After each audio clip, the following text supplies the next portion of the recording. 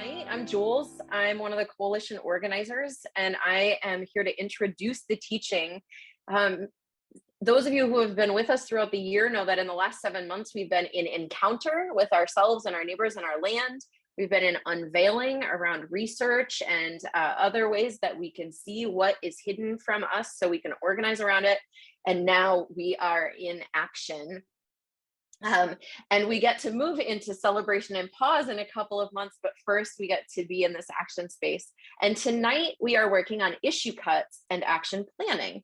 So we're going to be watching a video together, actually, from one of our organizers in Clackamas County, Anna Hosley, who taught last season using this video. And as you watch, I want you to take some notes. Take some notes on questions that arise and steps that you notice Anna naming. After we encounter this brief teaching, it's only 7 minutes, I'm going to share an example of an issue cut that we're actually all in the midst of right now. And then you'll be broken out into your cohorts so that you can work on an issue together that is impacting you in your areas, Multnomah County West, East, Southeast, Clackamas, or Washington County. So remember, think of questions, track and take notes with what Anna is saying, and when we come back, I'll walk you through an example. So hello friends, we are going to talk about issue cuts today. Issue cuts are one of my favorite parts of the organizing cycle because an issue cut is the place where we take big, broad listening around a big, broad, sometimes overwhelming problem and cut it to the piece of the puzzle that we can do something about. It's where we get focused and strategic about where we put our energy, and therefore that energy then becomes powerful in a whole new way. So a problem is that big, broad thing that we are noticing matters to all of us. A problem might have brought your core team here, or you might be discovering a problem along the way. So maybe you found or discovered the problem of the housing crisis that we are in collectively. Maybe it was that the youth in our community needs support systems. Maybe it was the problem of disconnection, that your church feels disconnected from the community and doesn't know how to grow forward, or that the community feels disconnected from each other. And so we work through this organizing cycle to learn more about those problems. So all sound familiar to you. We discover how the problem actually impacts people in real life as we listen here in Sacred Encounter through one-to-ones and small group meetings. And then we start to learn even more about the problem when we do research meetings down here in Sacred Unveiling, and when we begin to map who holds the power around this problem. And then we say, okay, we see the problem clearly now, and we are connected to the humans who are impacted by the problem. Now what is the piece of the puzzle that we can do something about together?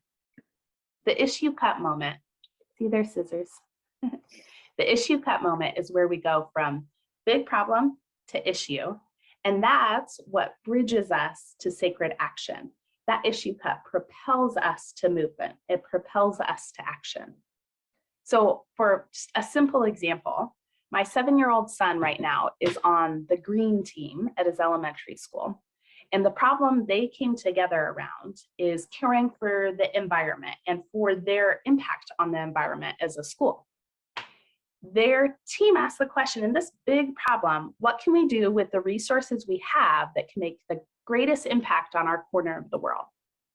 And they arrived at an issue cut of using reusable cutlery at lunch instead of single-use plastic.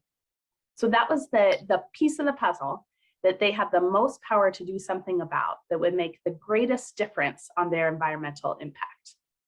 And often that issue cut can lead to another and another, and that impact adds up.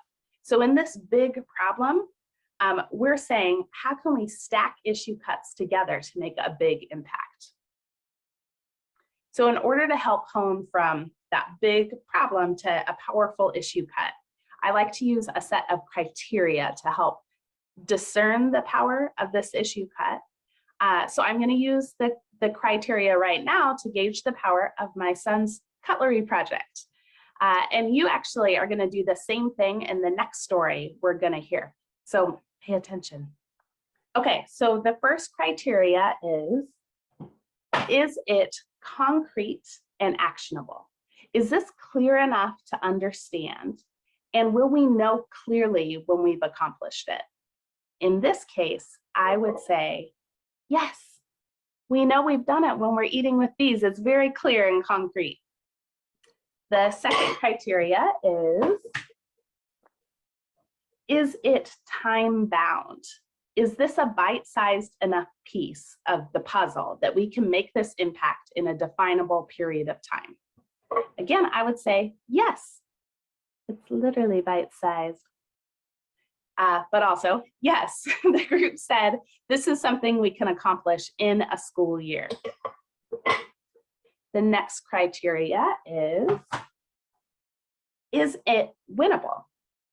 So do we have the power and resources in our shared network to make an impact on this? And this is where all of that research and power mapping comes in. So my son's group figured out who would have to make the decision about this and how much money it would cost. They didn't have the money already, but they felt like they could raise it.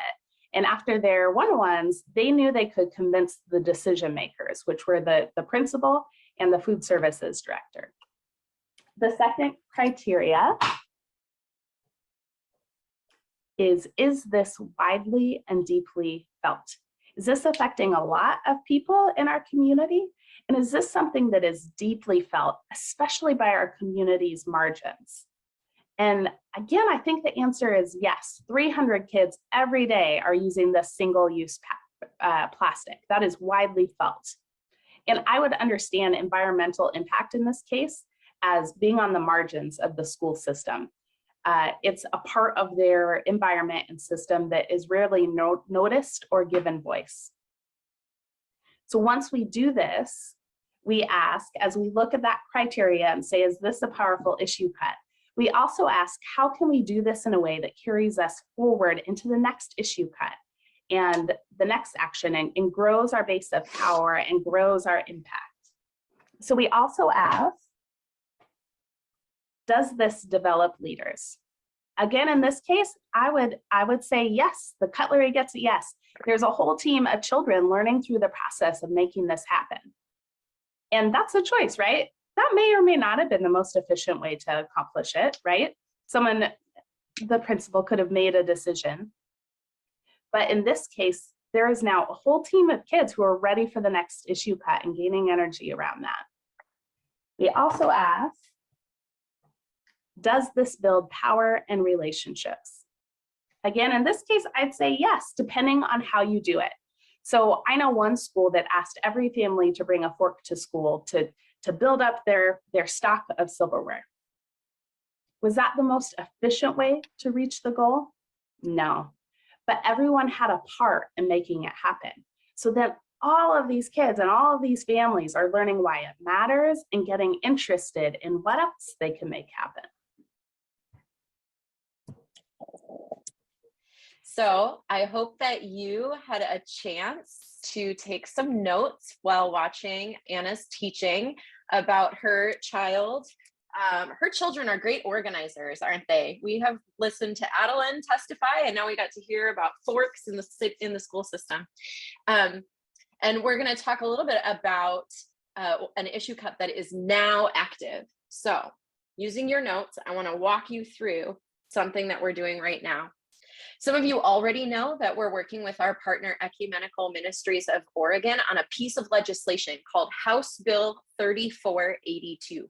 This House bill addresses the problem that many of our teams are encountering right now. How do we find ways to pay for the pre-development costs that will help us to build affordable housing on land we steward? And how can we get support to move our neighbors from not in my backyard to being engaged and supportive of housing for marginalized people in our communities? These are two problems that we have noticed are widespread across our coalition. So how did we get here? Well, let's map it out using Anna's teaching. She asked us what was unveiled after lots and lots of research meetings over the last 5 years. and a lot of frustration by our congregational core teams. Raise your hand if you might be on one of those teams. As well as after listening deeply to people impacted by the problem of lack of housing in our region, we started to see a pattern. Even when faith communities have land, and even when our core teams, when you discern that housing is a part of how we want to use that land, over and over again, we saw the same pattern repeating. Congregations often cannot find a way to pay for feasibility studies that would allow us to determine whether it's possible to build on land that we have, or even what to build. And if they can accomplish that major feat, then in the process of building anything from safe rest villages to tiny home villages to multifamily housing, we often see resistance from neighbors who do not understand yet why these are a benefit to their neighborhood. So we asked, what is the piece of the puzzle that we can do something about? We're trying to solve the big problem of getting everyone who needs it safe and affordable housing.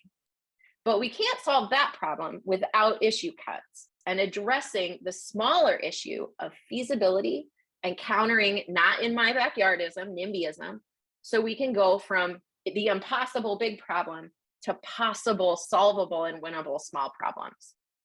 So we asked, what can we do with the resources we have that can make the biggest impact on our corner of the world as it is right now? And our friends at Ecumenical Ministries are very good at legislation. So we asked them to help us write a bill that would provide $20 million in grant and loan funding for faith communities across the state to get money to remove these barriers. And using their many relationships at the House of Representatives and some of our relationships that we've grown over the years of organizing together, especially in Clackamas County, EMO, Ecumenical Ministries, helped us to convince Representative Mark Gamba of District 41, go Clackamas County, to sponsor that bill. And after numerous meetings, he said yes.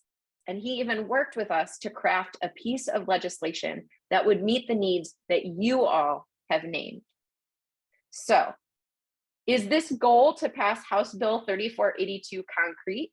Is it actionable? Will we know clearly when we've accomplished it? I think we have an answer that is yes.